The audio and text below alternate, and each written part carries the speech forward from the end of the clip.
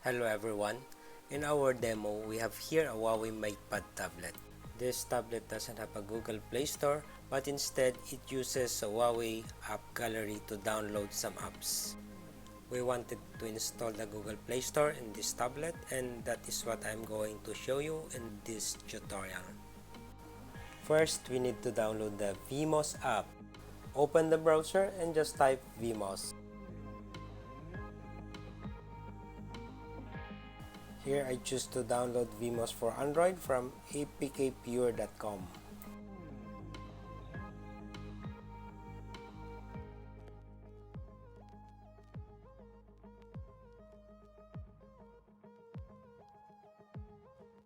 Just close the advertisements.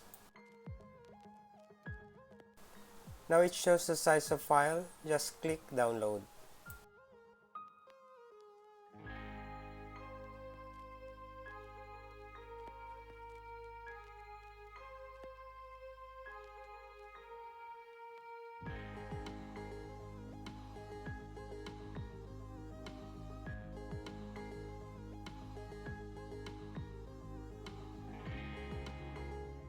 Download is complete, just tap to install the app.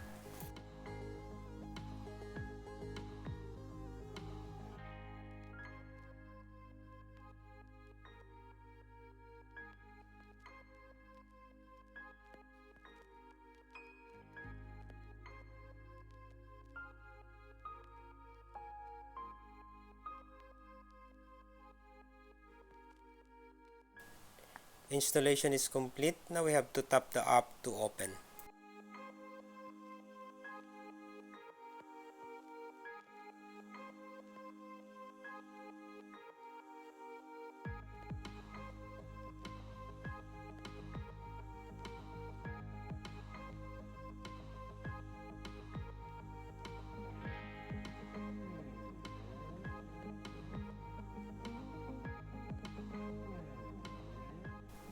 We need to switch on the draw over other app button.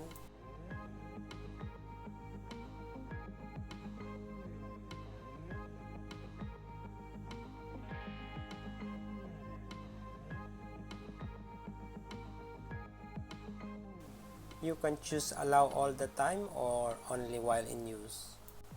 I will choose the second.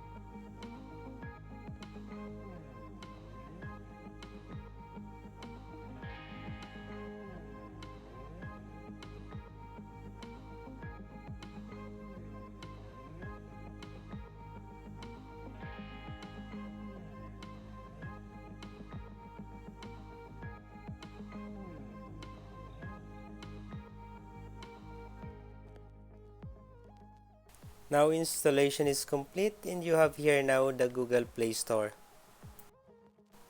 You can now sign in your Google account here and you can use the Google Play Store after. To exit from the app, just press the power icon.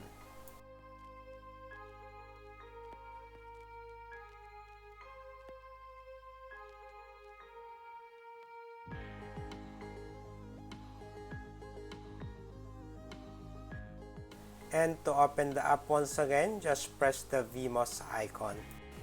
That's all for now. Please comment if you have some question, and please subscribe for more of my videos. Thank you.